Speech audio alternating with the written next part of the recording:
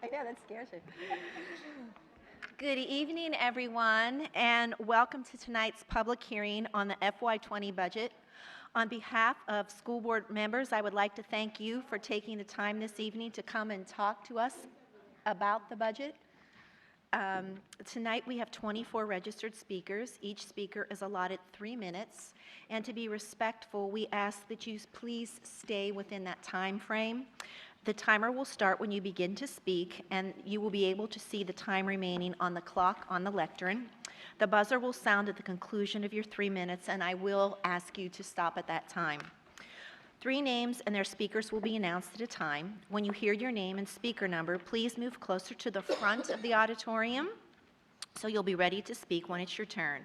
If speakers are not here when their name is called, those names will be again called at a later time.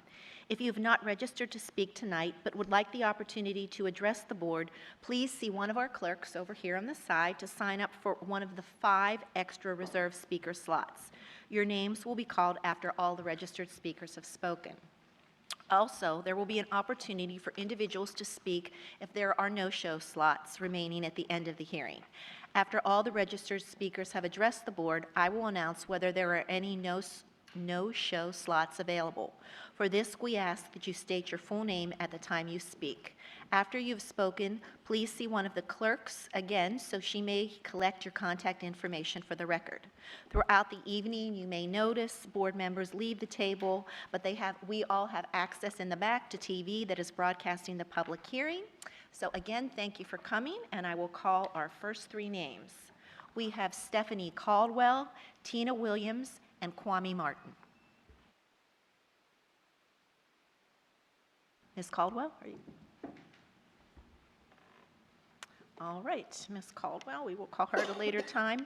Ms. Williams.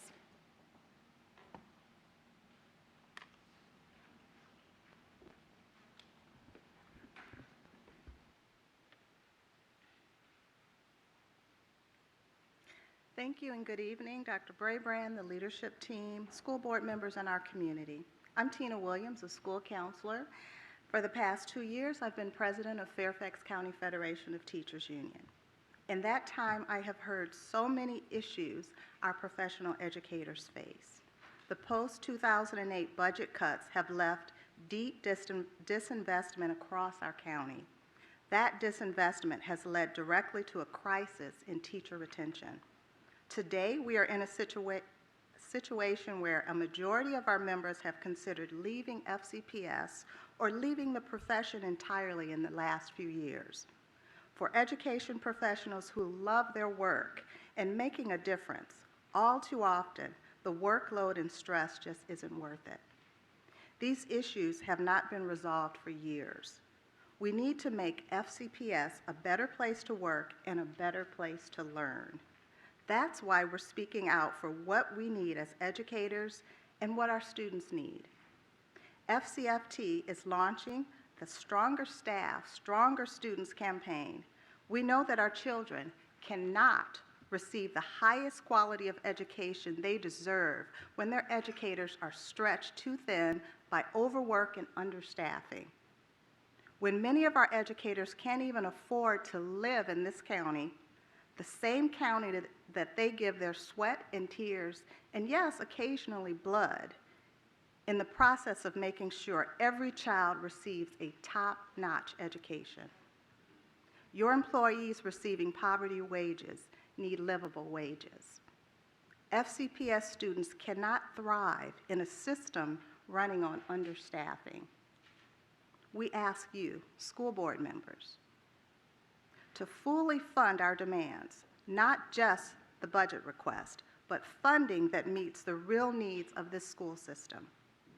Our community will be telling their stories today of how our underfunded system has had a detrimental impact on educators' ability to fully provide that exceptional learning experience for our kids and the impact that it has on them as people. There has been plenty of time to study this issue. Now is the time to act. Stronger staff equals stronger students. Thank you. Madam Chair, you could have people speak directly into the microphone, it's difficult to hear over here. All right, noted. Our next speaker is Kwame Martin, followed by Nate Subramanian and Duran Thompson. All right. Greetings to the school board, Dr. Braybrand, leadership team, educators, and students and community members. My name is Kwame Martin. I come before you not as an organizer today, but as a parent of a West Potomac graduate and also a concerned citizen. Though I have seen my daughter gain a world-class education here in FCPS, I know it has come at great sacrifice to our educators. For far too long in this county and across the country, educators have lacked the resources, time, support, and leadership to do the work they have been asked to do. Consequently, it is our children who suffer the most. Educators are overworked and underpaid. Far too often, training is absent for work required of them, and worse, we have workers making poverty wages. As a result, the days of advocating for our children and those charged with their education that evolve us as a nation are over. I stand here today in solidarity with our educators and children demanding change. I charge this board, Dr. Braybrand, the leadership team, and every administrator to do what is right and just for our community.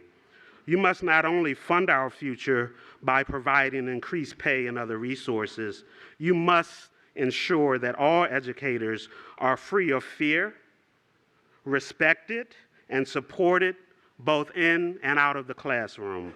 Respect and value cannot be words alone. They must be accompanied with demonstrative action. If we are to paint a portrait of a graduate, these demands are not only necessary, but required. We, the community, are charged with making sure that decision makers are held accountable for upholding the values that they profess. If we do not, we are no different than those who do not practice what they preach. It is time for stronger staff and stronger students. Thank you for your time.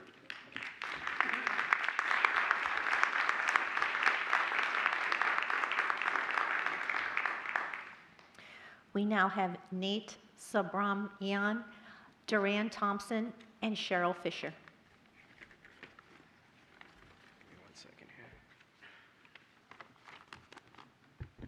All right.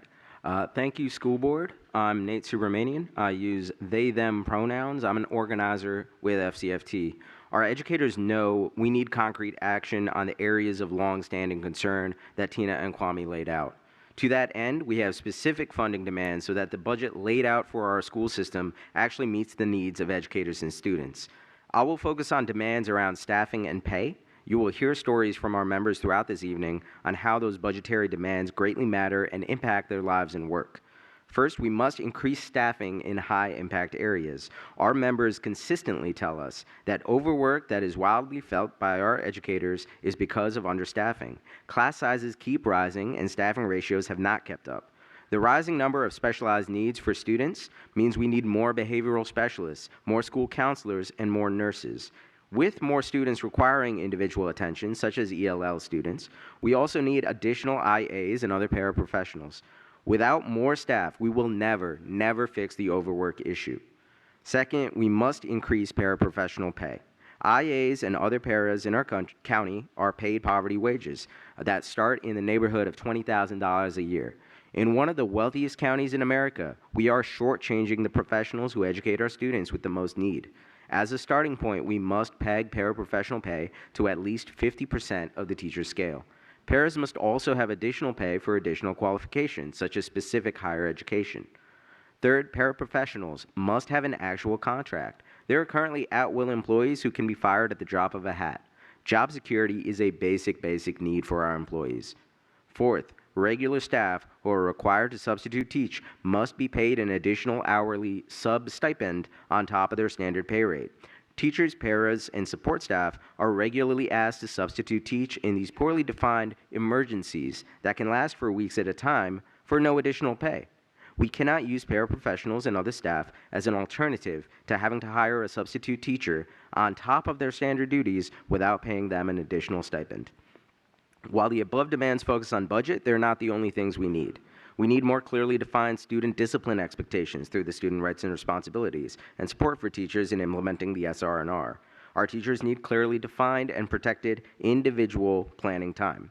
We need to revamp professional development and provide real mentorship and career mobility. We will continue to work with the school board on these issues of importance. Thank you to our professional educators for standing together in a time of great need. The stories that you will hear from FCPS staff tonight testify to the importance of our demands and the massive impact these issues have on our educators, schools, and communities. Stronger staff, stronger students. Thank you.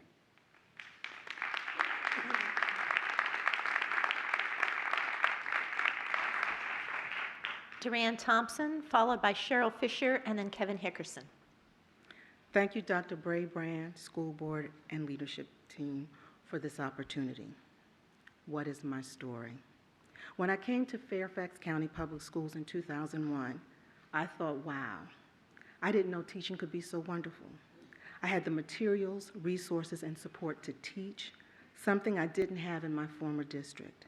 I had less than 30 students and an instructional aide. Since then, I've transferred schools due to work-related stress, which caused me to go out on short-term disability. My doctors encouraged me to leave that school, so I did. In the 13 years at my current school, we've gone from 1 CT a week to 2. During our unencumbered planning time, we sometimes have to collaborate with resource teachers or sit in on IEPs for students we don't teach or know. We, me, or someone on our team has to be a team leader, an uncompensated position which comes with additional responsibilities of meeting before or after school to plan with instructional coaches and support staff to plan weekly agendas. As a team lead, we have monthly meetings where this year we've had to read a book to encourage our team leadership position within the school. My days and weeks are as follows. I plan for 4 guided reading groups and 1 whole group reading lesson for every day of the week. That's 5 days a week.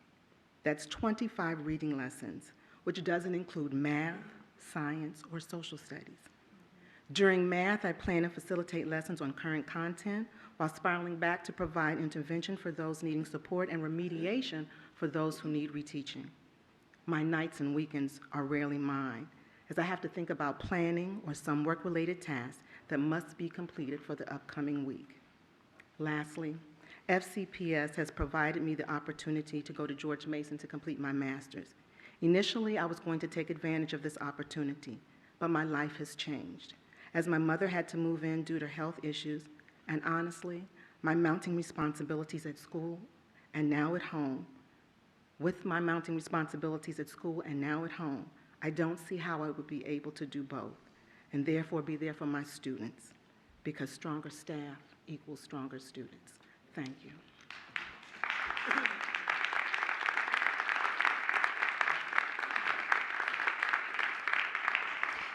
Before we go on, I'm going to see, is Stephanie Caldwell here? No, all right, so Cheryl Fisher? Cheryl's not here. Kevin Hickerson, followed by Jeanette Morin and Sana Bozit.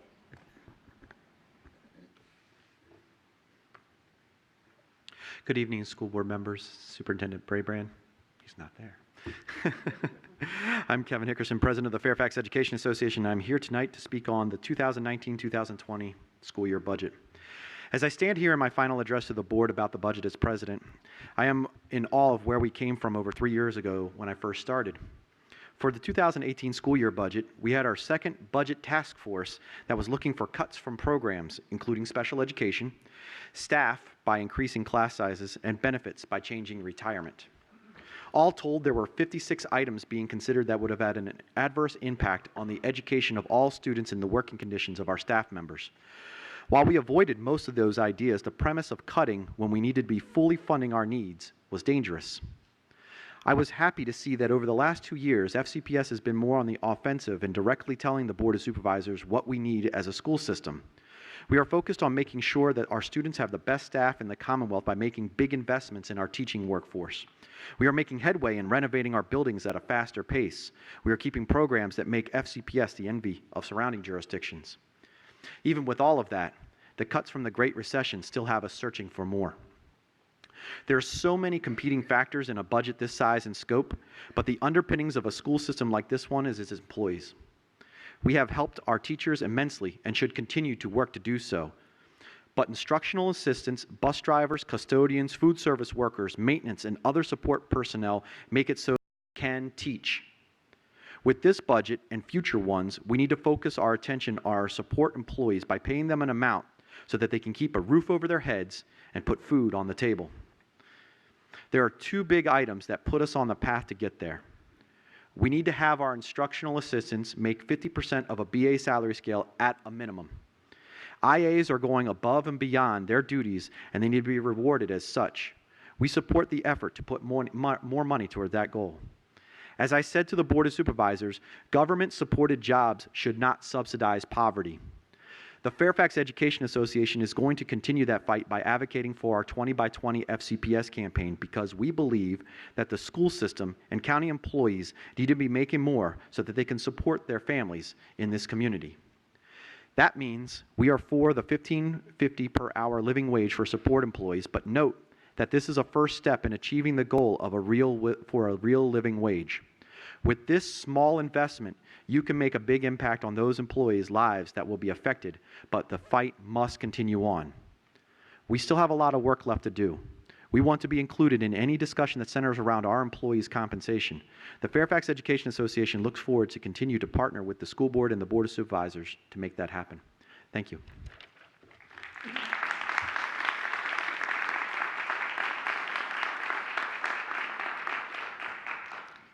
Jeanette Morin, followed by Sana Bozet, followed by Judy Ann Reyes-Nevis.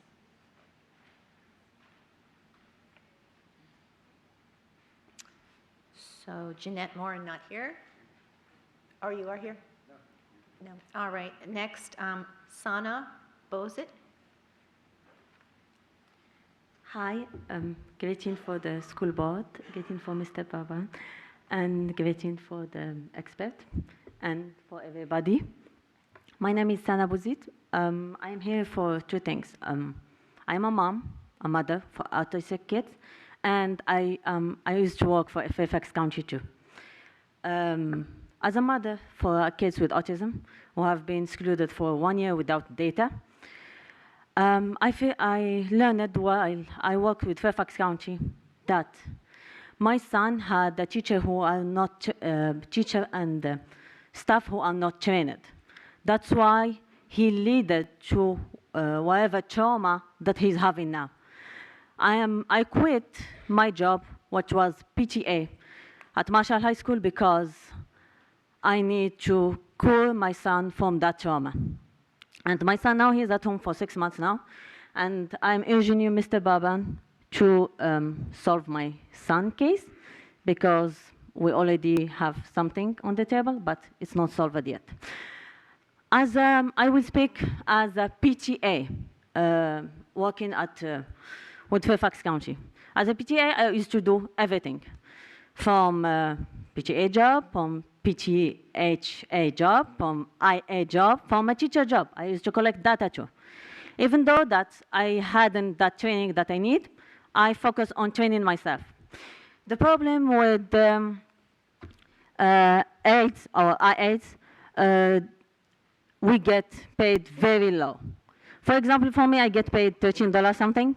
If you take the taxes, it's $10 an hour. And I don't pay insurance because my husband is working with you with FCPS for a long time.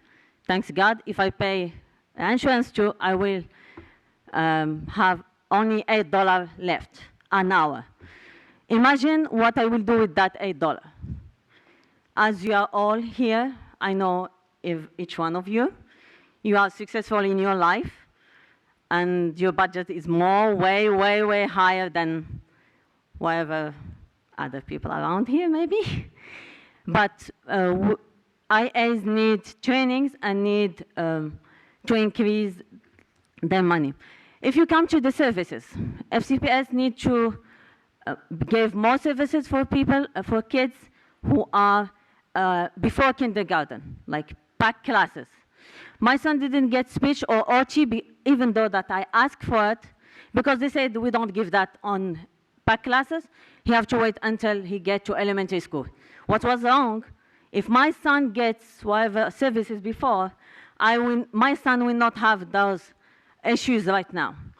For the sub-teachers, that is a big problem, actually. We Thank need you. to train the subs. Thank you. Thank you. Bye.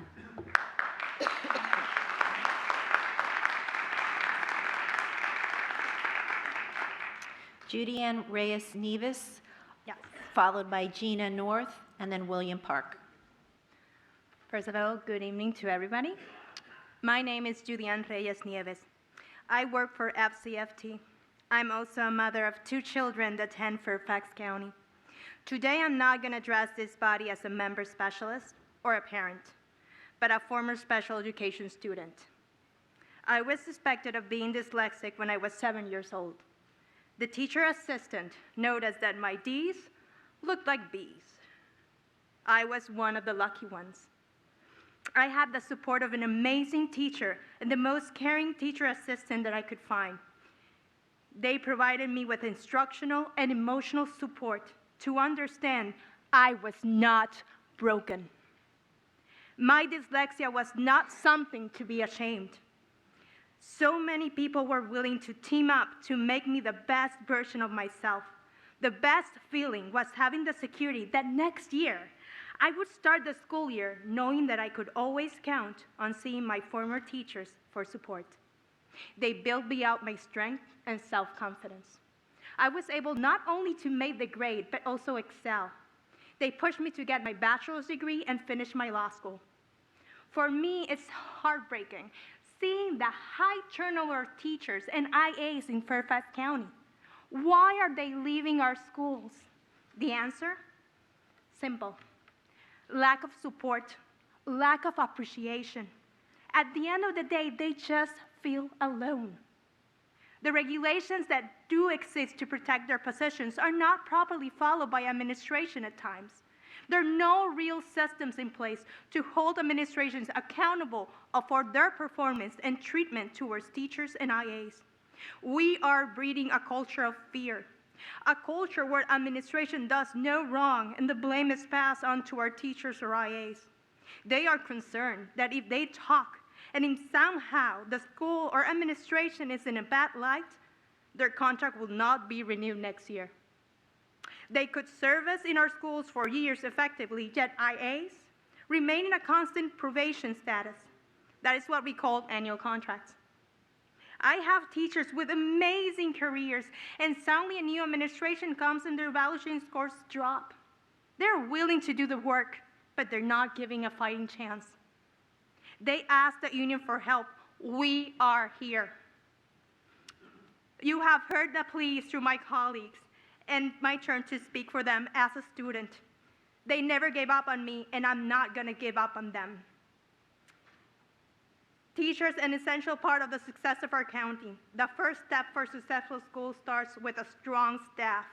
Stronger staff leads to a stronger school, and I stand before you today bearing witness that stronger schools lead to stronger students. Thank you.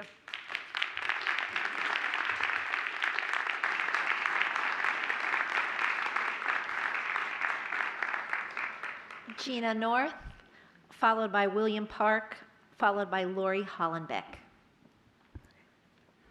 Good evening, leadership team. My name is Gina North, and I am a special education teacher here at Fairfax County Public Schools. I am here today to talk about the funding and staffing for special education. My school is losing both a full-time IA and a full-time teacher for next year because of a mysterious formula used to determine how many special education teachers are needed each year, and we are not alone. We are apparently 3 students short of what the county thinks we need to keep one of our teachers, and we've been told we have no chance of saving the IA position. But this formula only looks at IEP service hours. It does not include so many other aspects of our jobs. Servicing IEP hours is just one part of what we do each day. The formula does not include the fact that this past school year, my team and I tested 29 students as part of the eligibility process. On average, it takes 4 hours to test a student and 2 hours to write a good report. That is 174 hours of our time that was not considered relevant to the staffing decision. The formula does not include the number of meetings we attend. We attend meetings for child study, local screening, reevaluation, staffing, eligibility, initial IEPs, annual IEPs, and IEP addendums. As a team, we spent 145 hours in meetings for those 29 students that we tested. We spent an additional 84 hours in IEP meetings for the 42 students already identified as needing special education services. We spent 30 more hours in IEP addendum meetings. That is 259 hours of our time that was not considered relevant to the staffing decision. Nearly 450 hours of work above what is in the IEP service hours was performed by myself and my teammates. But FCPS considers this irrelevant and unimportant when determining the staffing for special education. The formula does not include the fact that the 3 students we are short will easily be newly identified in the early fall. At that point, our teammate will already have found employment elsewhere, and there will be no one left to hire. There are special education openings all year because there are not enough teachers like me to fill them. This was also not considered relevant to our staffing decision. Finally, the formula does not include the fact that one of our special education teachers is also the local screening chair and unable to carry a full caseload. At the middle and high school level, there is an additional staff member just for this role. We do not have that luxury at the elementary school level. This is also not considered relevant when determining our staffing. FCPS seems to think that teacher salaries are the only reason teachers leave this county, but we also leave because we feel unheard. We feel the county does not care about the workload we continue to tell you is too much for us. We continue to be asked to do more with less, and our pleas and cries for help fall on deaf ears. I am asking the board to reconsider how it allocates special education funds and staffing to schools, and to update its antiquated and uninformed formula. And I thank you for your time.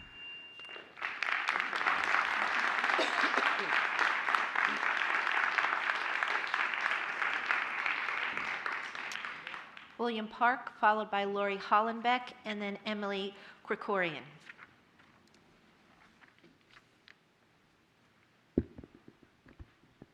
Good evening.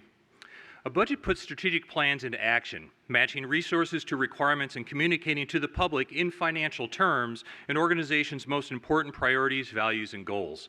A review of the legal fees paid to outside counsel indicates this superintendent prioritizes defending Title IX violations more than the alignment with 2 of his 4 strategic goals, student success and resource stewardship. There is no dispute that Superintendent Brabrand followed his approval of Lake Braddock's sham sexual misconduct investigation with a repeated deceit and cover-up. Every single board member agrees sexual harassment occurred. Numerous board members have admitted this fact to the parents and victims. This board's complicit inaction is also not a dispute. Superintendent Brabrand routinely uses covert personnel changes to bypass this board and fails to send a zero-tolerance sexual misconduct message to FCPS. As a result, this board now has to pay numerous lawyers to battle 3 federal lawsuits and multiple OCR investigations. The superintendent's failure resulted in FCPS blowing through a $1.9 million annual budget allotment for legal fees. Last month, an additional $2.6 million was required from the school board flexibility reserve to pay additional fees for the remainder of the year, a 137% over-execution of the approved budget.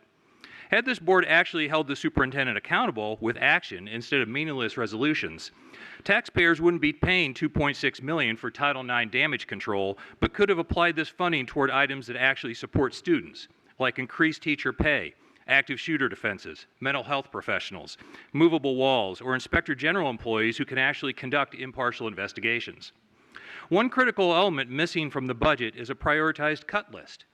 With 53% of the county's general budget funded for FCPS and a projected $80 million budget shortfall, it is unlikely this budget will survive entirely. One place this board can free up additional cash immediately is cutting the salary of former Lake Braddock principal David Thomas.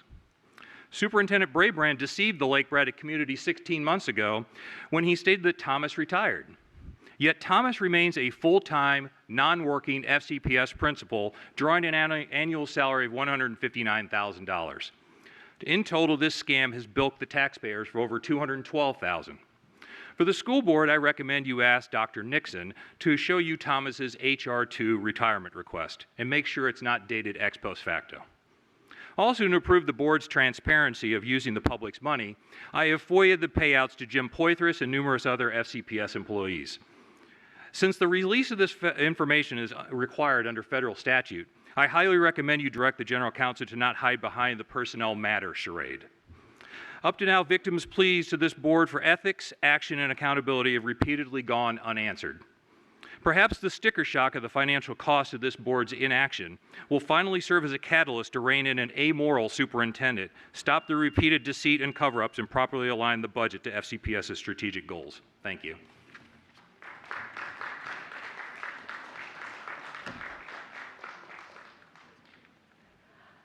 Lori Hollenbeck, followed by Emily Krikorian and Dave Swan.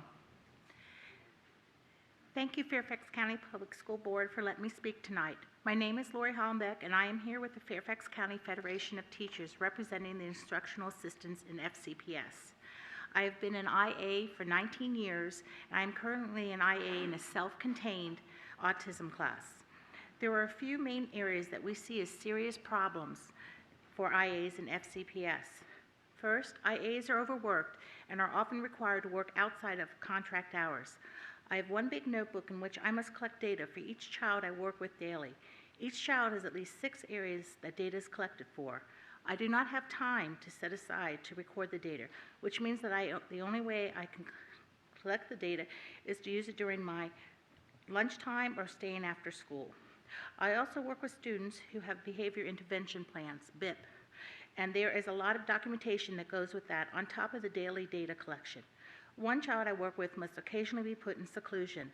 There are 4 documents that must be filled out within 24 hours every time that she is put in seclusion. Some days there are multiple seclusions and each incident requires completion of 4 pages of documents. Second, the instructional assistant position description notes that IAs must be asked to substitute teach in emergencies, which are not defined. I personally have to substitute for my teacher every time she is out due to meetings, IEPs, and absences. A substitute teacher that comes in cannot do the teacher's job because it is a self-contained autism class and specific training is required. I have to make all the decisions on the behavior issues, make sure the BIP is followed, data is collected, and lessons are planned. There are other IAs that cover for weeks at a time for teachers due to various reasons. We should be given additional stipend on top of our normal pay for hours that are required to substitute. And third, additional pay should be provided for IAs who have earned college degrees or completed higher education training. As an example, I hold a Bachelor of Arts in Early Childhood and Hearing Impaired. I am trained in Applied Behavior Analysis, ABA, which requires both classroom and hands-on training where coaches evaluate us. I am also trained in Preventive Crisis Management, PCM, which requires 3 days of intensive physical training and a written test that one must pass to be certified. Only 5 people in my school are trained to do this. My administrators are not trained, so they cannot touch any autism student in crisis, and sometimes it can take 3 or 4 of us to handle one child. I received more than 20 severe bites and bruises and scars on me from just this past year alone. In spite of all my special education and training. The IA pay scale pays me at the same rate as an IA who does not have a college degree and no specialized training. We sincerely hope that you will take these issues into heart and take action to address them. Thank you for giving me the opportunity to speak tonight.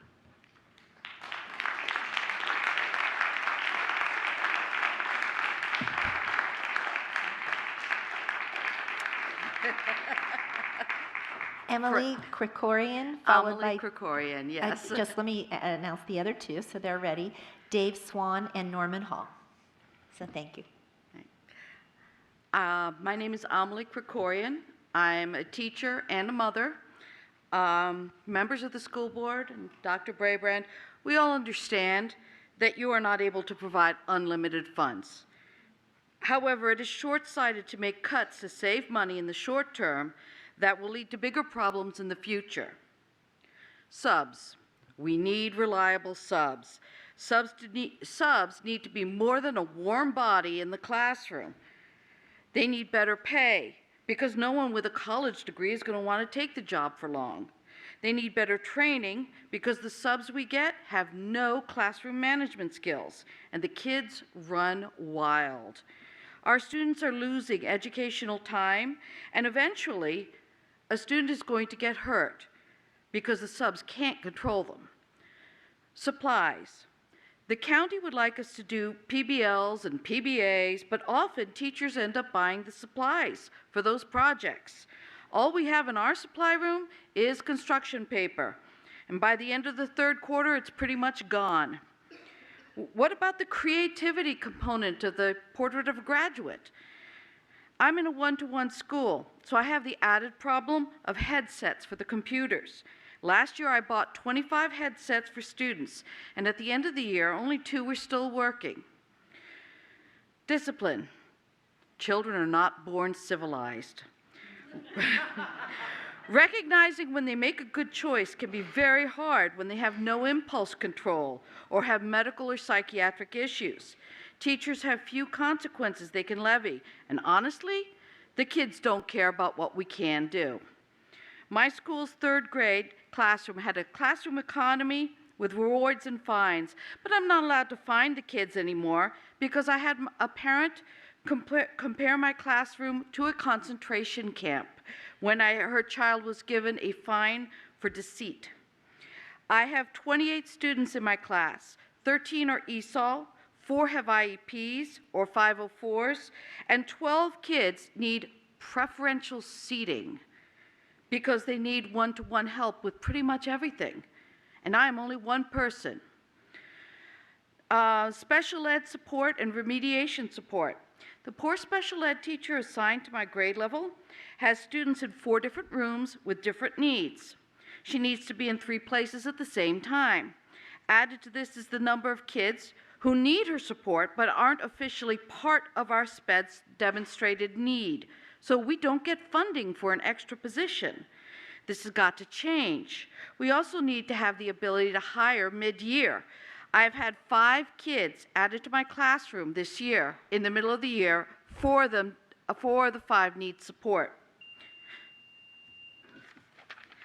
Thank you so much. We can read your testimony if you've submitted it. Thank you for listening. Thank you.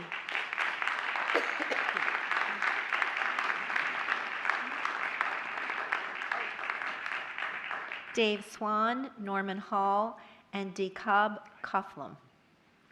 Members of the school board, Dr. Brabrand, and the support employees of the school board, IT, finance, communications, custodial, security, who make this meeting possible.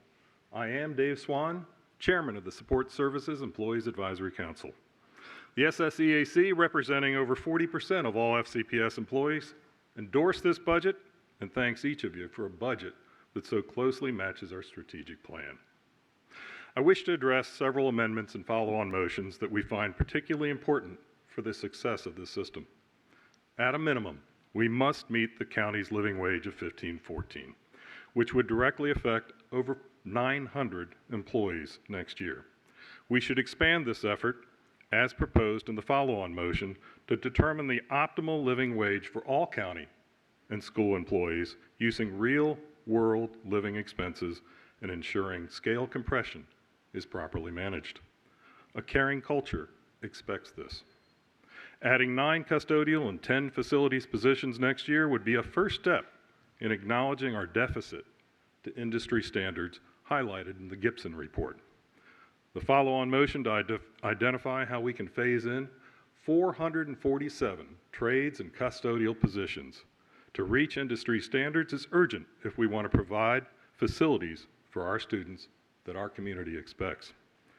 $35.6 million is a big expense, but so is ignoring the cost to our facilities, employees, and students until we meet this need. Resource stewardship requires this.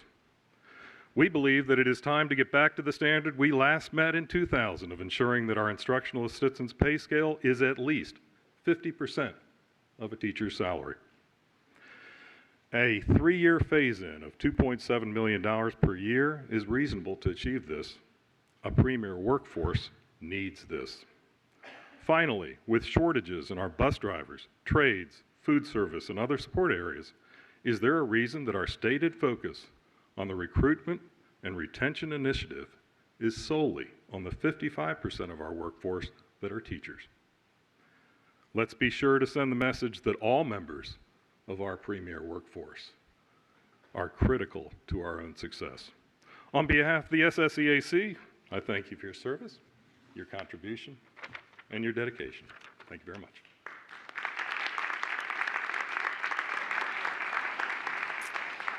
Norman Hall, followed by Dehab Kuflum and Matthew Dunn. Good evening. As Advocacy Chair of the Fairfax County Special Education Parent-Teacher Association, I have a statement tonight. This statement questions fidelity to a budget motion passed by the school board and accountability to the community of students with disabilities. On May 24th last year, the motion to approve the budget was modified by an amendment directing the superintendent to work with staff to present a plan by January outlining steps to conduct reviews of race, special education, and income disproportionality and discipline outcomes. This plan would include a report to be submitted to the board by June 2019 and include recommended strategies and measurable outcome goals. On November 8th, there was a work session on the student discipline report, and the attachment for that discussion said that staff had planned 3 phases of student behavior and discipline. The first was done in October 2018. The Office of Research and Strategic Improvement conducted an initial investigation of FCPS student discipline data, along with gathering principal perspectives. For January was present ORC's plan for conducting an internal study and external review of discipline in FCPS, including in-depth analysis of disproportionality. Phase 3 for June, present final report, external review, and recommendations for addressing student behavior and discipline, as well as suggestions for monitoring related outcomes. The reporting will include an external review of FCPS's data and practices by an expert in this field. Phase 1 was focused on the hearings office itself, not the community. I believe that Phase 2 would offer analysis about trends concerning students with disabilities, as Phase 1 scope had no equity focus, and I was confident that the board's interest with their budget follow-on amendment would be respected. The next work session on this topic was February 11th. I still find it shocking that none of the 4 study questions were about students with disabilities. While page 17 references information needs identified by stakeholders, the Advisory Committee for Students with Disabilities and SEPTA were not represented. So, did I miss something? Was there a decision to amend the scope of this study prior to that work session? Superintendent Brabrand, were you aware that by omitting a bullet point on special ed in the Phase 1 section, you were sending a signal to staff not to look further at trends, nor require consultants with expertise in special ed to complete these tasks? To Dr. Durand, I want to know since we talked about this at the SCIP meeting in April, what's happened? Let me put this into context. April 2nd, we had the meeting that was about restraint and work session, restraint and seclusion. The next morning was the SCIP meeting on April 3rd, about 12 hours later. At night, we had apologies and promises to protect the interests and welfare of those with special needs. The next day, and since, no interest in keeping one promise made by the school board. I think we can do better. Thank you.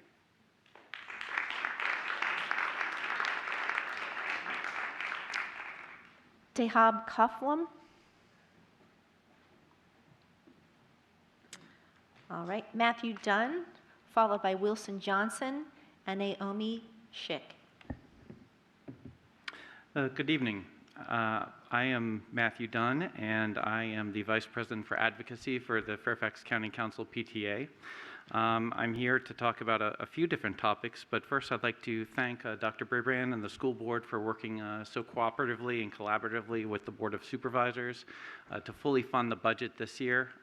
Very happy with the amazing work done by everyone on the Board of Supervisors and the school board to really help improve the school environment and fully fund our priorities. I wanted to bring to your attention an email I sent to all of you on March 29th that it contained a copy of the education survey report that we put together. 6,300 parents representing every school in Fairfax County provided responses to a very lengthy survey, both in English and Spanish version. Every income level was represented, every part of the county, and they spoke powerfully and with their voices, and we put together a nice 20-page report summarizing with graphic charts the findings. I think especially important for your attention, there is an executive summary at the front, but I did some analysis, and especially relevant to tonight's discussion and the testimony by our union brothers and sisters, is that every income level, every racial ethnic group, every part of the county, the number one issue was teacher pay. And you wouldn't think that parents would prioritize teacher pay, but every part of our county, right? And teacher pay is not just for teachers, but other support professionals. And I think that is something the board should be aware of. It wasn't just by a little bit, it was by 30 or 40% in most cases. Number two issue, class size, and that was also across all income levels, all parts of the county. I think the board should keep this in mind because parents clearly understand that the schools are only as great as the people who work there, and we shouldn't have stories like this. I remember a previous hearing with parent liaisons, and now we're having IAs. People should be able to live in our county if they work here, and they make our schools great. So I ask you to please also think about affordable housing. The school board, the county has a lot of property, sometimes the only property left, or maybe the one Fairfax could include places to live as well as enough money to live here. So I ask you, thank you again for all your great work, and please do look at the survey report, and thank you for helping to address the concerns raised tonight. Thank you.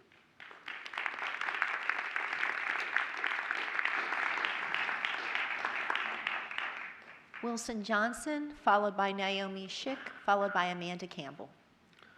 Board members, thank you for your time. I want to start with the idea that I was raised in abject poverty. The people around me made terrible decisions, and I looked to school for two things: stability and role models. And unfortunately, role models came few and far in between. I was one of the lucky ones, and I was able, through sports and the path those role models put me on, to make it to college. During my freshman year of college, I had to consider what profession I wanted to do, and I thought about what I could do to make the largest difference because of the effect those role models had on me. I decided to become an educator, obviously, and it's a choice I do not regret. I love what I do. But I knew when I decided to become an educator, even at 18 years old, I was making a sacrifice. More intelligent people than myself have this crazy idea of self-preservation. The idea that they want to provide for a family one day and be the head of a household. Well, Fairfax County does pay well, but we still can't seem to afford to live in the county we work in. Long commutes are stressful, and the point I really want to get at was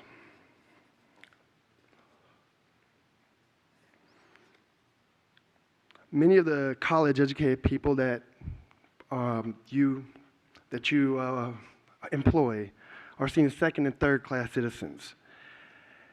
And not citizens, I'm sorry, second and third class professionals, that they're not nearly as respected. When I tell a person I'm a teacher, I don't gain the respect that the profession deserves until I go into the detail of my job, the detail of how much passion I have for my students and the amount of work I put into it. but just the word teacher alone doesn't carry the amount of respect, partly because, well, we know we're underpaid, and everyone knows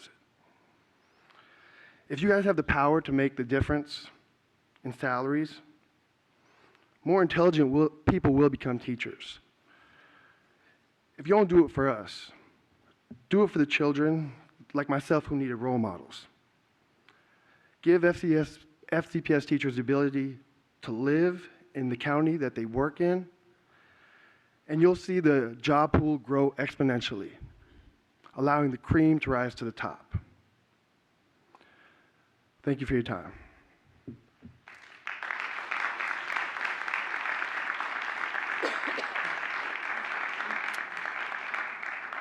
Naomi Schick, followed by Amanda Campbell, and then Misha Chernoff. Good evening, School Board, Dr. Brabrand, leadership team, and support. My name is Naomi Schick. I'm a teacher. I'm also a resident of Fairfax County. I want to talk about school safety. In the 6 schools I've taught in, I could cite numerous examples, but they all boil down to one thing. Every parent wants to ensure that their student is safe at school until it is their child that is disciplined. How can we, the teachers and support staff, be sure that we have administrative support if a situation is unsafe for the students as well as all the other adults, and that our administrators have the resources they need? Stronger staff, stronger students. Thank you.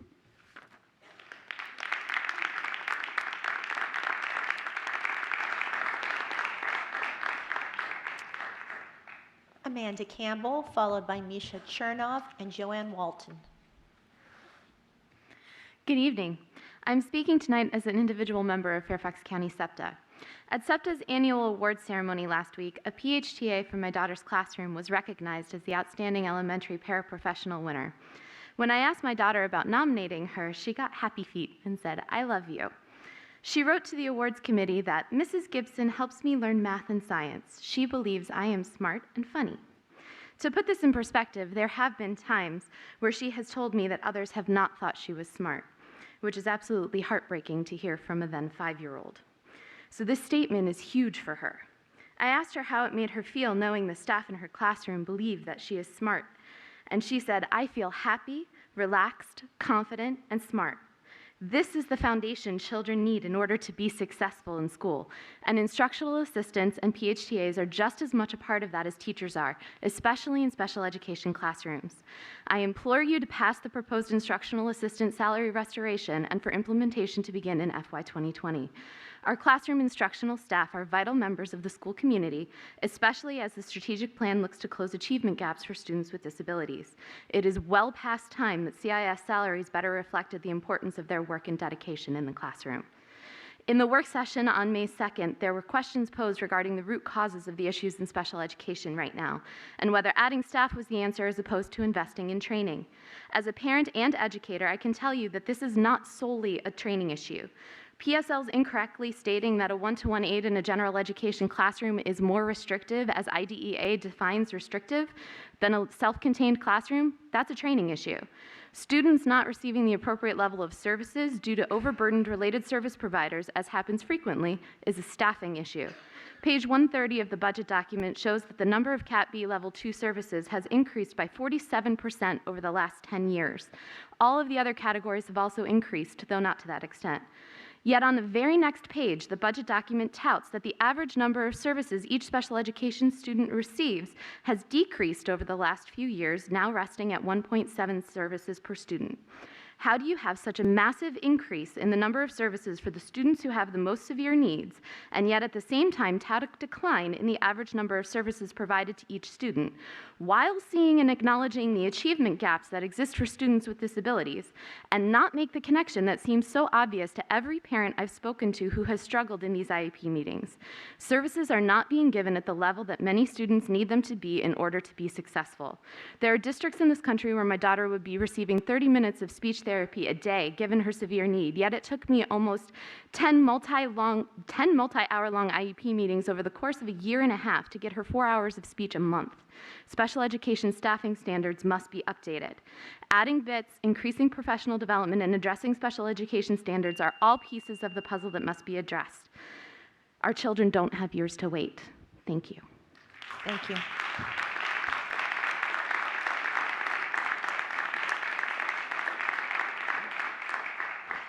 Misha Chernov, followed by Joanne Walton and David Broder.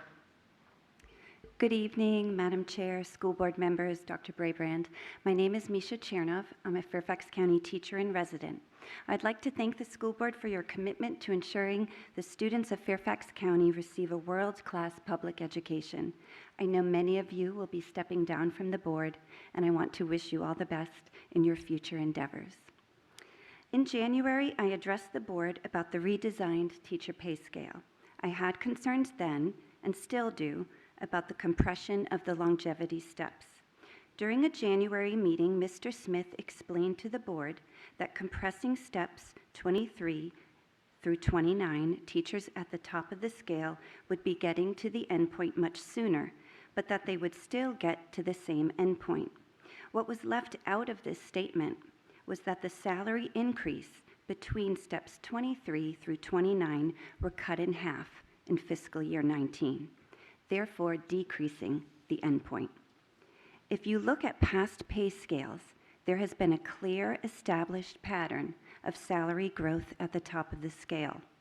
For example, 5 years ago in the MA lane in fiscal year 15, the increase between steps 23 through 29 was $5,274. In fiscal year 16, the increase was $5,304. In fiscal year 17, the increase was $5,361. In fiscal year 18, the increase was $4,288. However, last year, in fiscal year 19, the increase between steps 23 through 29 dropped nearly in half to $2,369. This is not a salary enhancement. And by cutting the salary growth between steps 23 through step 29, teachers in those years will not be reaching the same endpoint they had anticipated. I urge the board to continue looking closely at the pay scale redesign and to consider voting for Ms. Palchik's budget amendment to provide a 1% MSA rather than a bonus for the educators at the top of the scale. The solution of a 1% MSA at step 23 or adding an additional step 24 will help your most experienced educators come closer to historic patterns of salary growth and closer to be held harmless by the compression of the longevity steps. Thank you.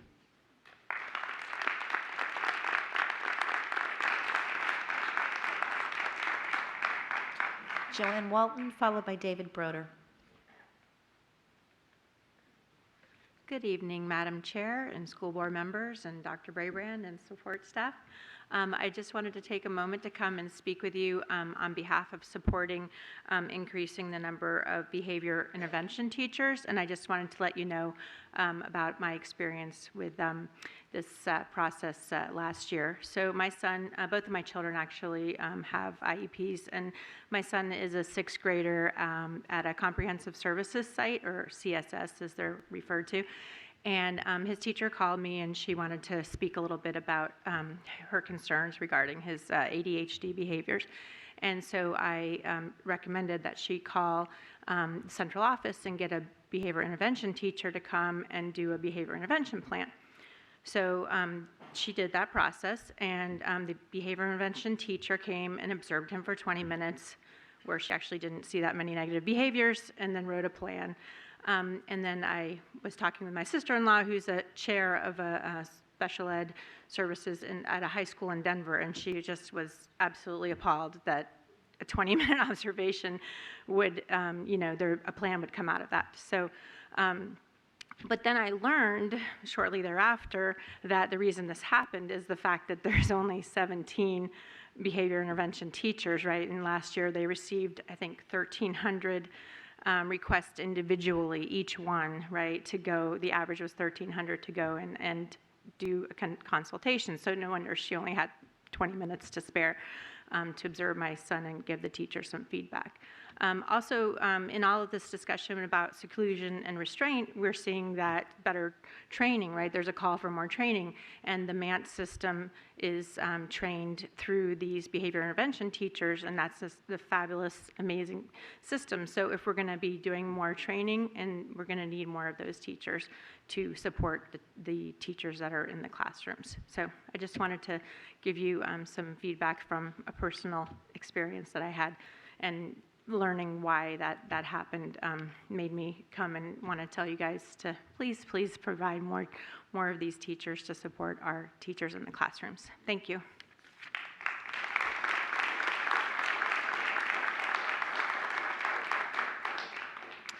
David Broder, and then I will call for anyone who has not yet been here. Great, thank you. Good evening, members of the school board, Dr. Brabrand, support staff. My name is David Broder. I'm the proud father of an FCPS student who moved to this county, to Providence District, because of the wonderful schools, and thank you. I'm also the elected president of SEIU Virginia 512. Our members are Fairfax County general employees. So we are your community's librarians, we are social workers, your SAC teachers, maintenance workers, nurses, and many more. And we are proud to work alongside the exceptional educators and support staff of FCPS to ensure that every child in our community has a brighter future, to ensure that every working family gets the supports that they need, and that every job in Fairfax County is a good job. Our FEA and FCFT sisters and brothers make our community the wonderful place that it is, and I thank them for their tremendous work. I'm proud to stand with them tonight, just as they stood with us before the Fairfax County Board of Supervisors during their budget hearings last month. They called on the Board of Supervisors to do right by their employees and fully fund the promised pay plan. They did so because they believe that every working person, whichever system they're a part of, deserves to be treated with dignity, and because they know that every child needs wonderful librarians and social workers and park staff, just as they need wonderful educators. As a result, the Board of Supervisors doubled the market rate adjustment proposed by the county executive so that all employees could keep up with the high cost of living, and set a $15.14 living wage. I'm here tonight to ask you to do the same or more for FCPS employees, for all FCPS employees. Please fully fund the raises proposed for our community's educators. Please raise the wages for all employees so that everyone who works in Fairfax County, whether it's in the school system or the county system, whether they are a bus driver or a firefighter, an educator or a nurse, makes a living wage, has quality health care, and a secure retirement after a lifetime of service. Please take seriously the voices of educators when they say they're understaffed and have ballooning class sizes. Children aren't getting the best education when our educators are stretched too thin because there's just not enough staff in the schools.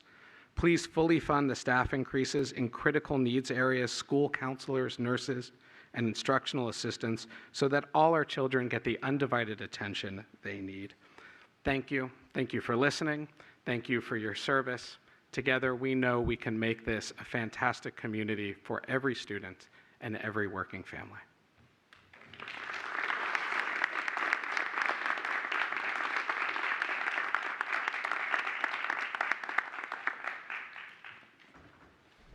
Before we get to our last speaker, who is Amy Zlatnik, I want to call for anyone who has signed up but did not originally show, and that's Stephanie Caldwell. All right, Cheryl Fisher, Jeanette Morin,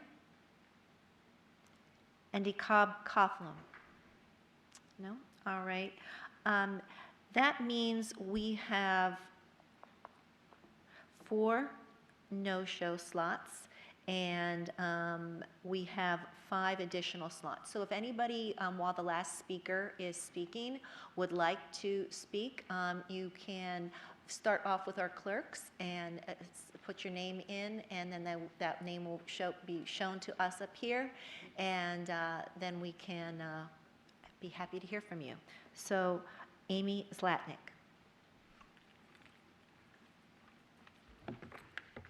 Thank you very much. I wanted to say a quick shout out to Joanne, who spoke just a minute ago about MANT training. I am a kindergarten IA, instructional assistant with FCPS. I am one of only 2 people in my whole school with MANT training. Yes, I realize I'm a KIA, and 5 years ago I realized how necessary that was, that somebody on our staff have MANT training. So I chose to do it on my own time for a week in August, and every year I go and I get recertified. And I feel it's important. Do I make more for that? No, but that's okay. It helps me do my job. My husband and I moved here 13 years ago. He is a high school teacher with FCPS and still is and loves it. I was a teacher before we moved here. So yes, I have a bachelor's degree, and I've also been a teacher for 5 years in a Spanish-English dual immersion program. So I'm fully bilingual. I have a credential. I'm certified K-6 ESOL. And yes, I choose to be an instructional assistant. I know what I'm missing, so I'm not waiting to become a teacher. I've been there. For 8 years now, I've worked at the same school as an IA. I love every minute. It's everything I loved about teaching, and none of the things that I didn't quite enjoy. As a kindergarten IA, my take-home pay is $1,800 a month. Fortunately, we have my husband's salary as well as a teacher. However, $1,800 a month, that covers our rent, and yes, after 13 years, we still rent. I have, in order to continue being an assistant, which I love and am definitely fully qualified to do, I have to work a second job. As my second job, I am a pet sitter, and I make $1,100 a month. And I could make a lot more. And when I say pet sitter, I emphasize sitting. So $1,100 a month to basically watch people's dogs and cats while I read or watch TV. And this year, for the first time in 13 years of living and working in Fairfax County, our tax accountant told us we now qualify to buy our first home, not because of my husband being a teacher or me being an IA, but because of pet sitting and the money I make from pet sitting. And this should not be. Again, I love being an assistant kindergarten teacher. I will continue to do it as much as I can. It is hard to make ends meet sometimes. Thank you very much. Thank you.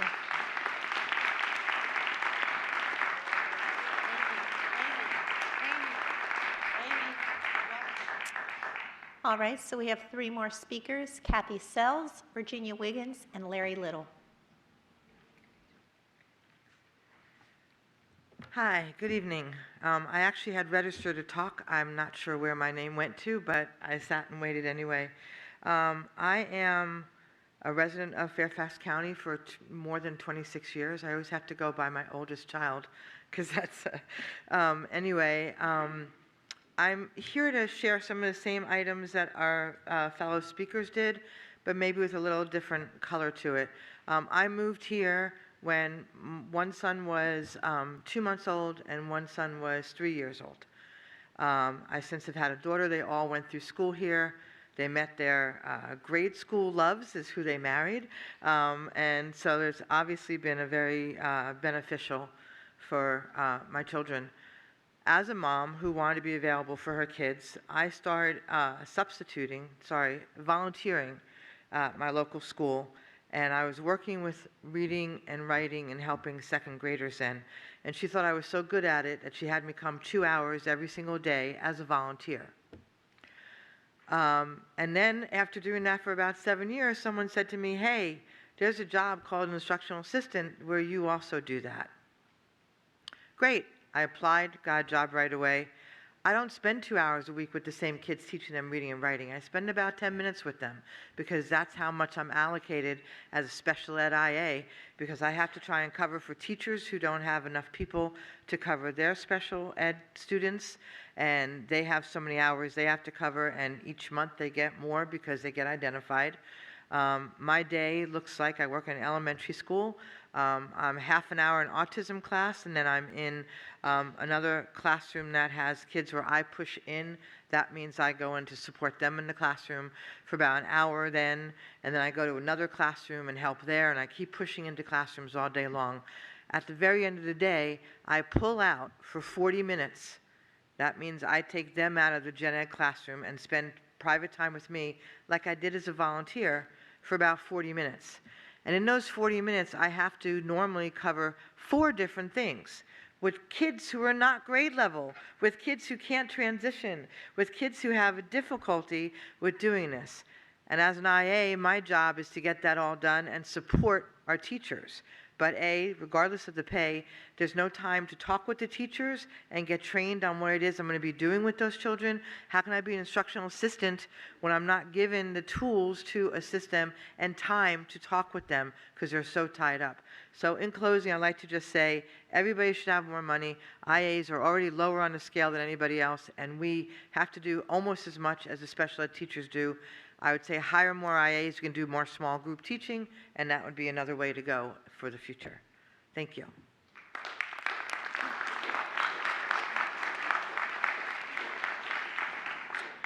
Virginia Wiggins. Good evening, everyone. How are you? Wasn't prepared for this, but I'm happy to be here. So my name is Virginia Wiggins, and I moved from California to the East Coast recently. I have a master's in psychology, so I wasn't planning on coming here to be a teacher. I wanted to get something in psychology, but I started as a long-term sub here in Fairfax County. I heard it was a great county to work, and to tell you the truth, I am so proud to work for this county. I work with children with autism. I work with IDS children. Oh my goodness. You don't know, I am very happy to be here. So I am a parent. I have 2 children here as well with Fairfax County, and I am a first-year teacher here, of course. And the turnover rate in my department is very, very high because there's no support. The teachers are feeling unappreciated. And it's a shame because, you know, with these type of children that we work with disabilities, the IDS in the Cat B department, we need the teachers to work in these, you know, in this department. And even me as a first-year teacher, I feel unappreciated working. But I feel rewarding. It's so rewarding to work with these children. So it's just a shame to lose people who are working with these type of children. I have a PHTA, I think that's what you would call them, who is very upset and cries every day because there's no support to help her change diapers. I have to go in and help her, or we have to call the IAs to help. And sometimes there's an IA that may not want to help change these children's, you know, diapers because they're not trained.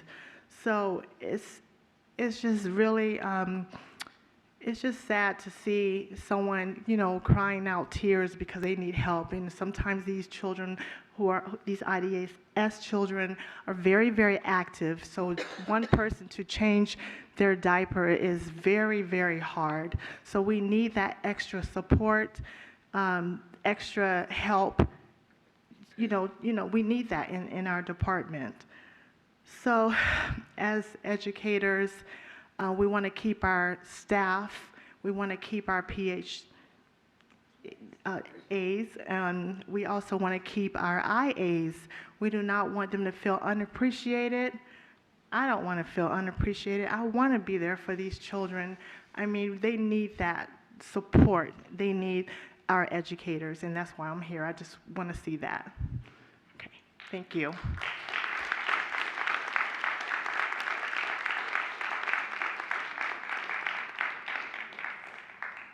Larry Little, looks like you'll be the last speaker, Mr. Little.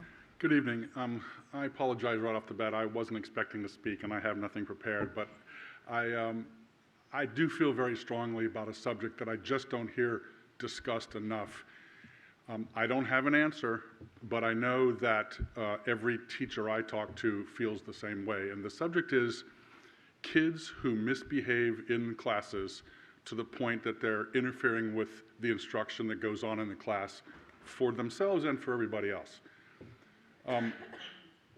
What a teacher kind of wants in their heart of hearts, if a kid is sent to the office, they want that kid to come back fixed, right? Come back different. Don't misbehave anymore. We know when we put our thinking cap on that that's not realistic. It can't ever happen that magically. But that doesn't mean that that kid should just come back and be able to do the same things over and over and over and continue to interfere with education in that teacher's class. And I'm a PE teacher. I see this all day, every day in my classes, and I work at a fantastic school. We have fantastic kids. The bulk of the kids in my classes and everybody else's classes don't interfere with the education of the rest, but some do. And there's no consequence that I as a teacher or our administrators can bring to bear to change that behavior. So all year, the kids who behave properly are absolutely hamstrung. They're handicapped. I see the despair in their eyes, the defeat, the disappointment, because we can't get to what I would call an education. We can't get to our curriculum. We can't get to any, in my case, it's PE. It's supposed to be fun. We can't get to it because I'm managing horrible behaviors of a few that are just getting in the way of everything we try to do for the many. And that's not right. There needs to be something we can do with those kids who are getting in the way of the education of everybody else to remove them from the classroom, and they can come back when they're ready to participate appropriately and not interfere with everybody else's education. What that is, I don't have that answer, but that's what needs to happen. I can tell you that I have kids who've been doing this all year long. They haven't learned a thing about the fact that it's inappropriate and shouldn't happen, that they can't behave this way in life. They haven't learned a thing. They continue to do the same things every day. And the rest of the kids die a little bit every day. Thank you.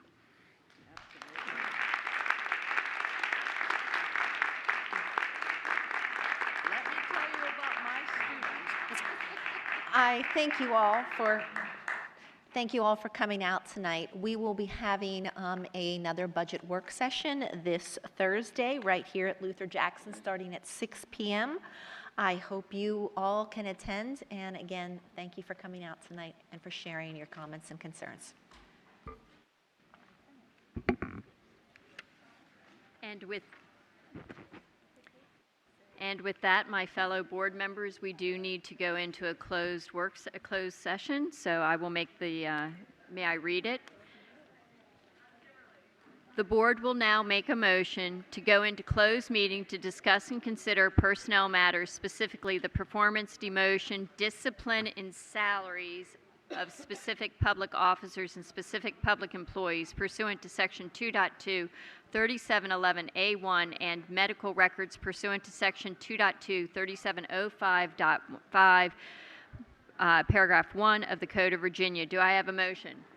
Motion made by Mrs. Schultz, seconded by Mr. Moon. All those in favor? Is Balchuk going into closed? And that is unanimous with those at the table.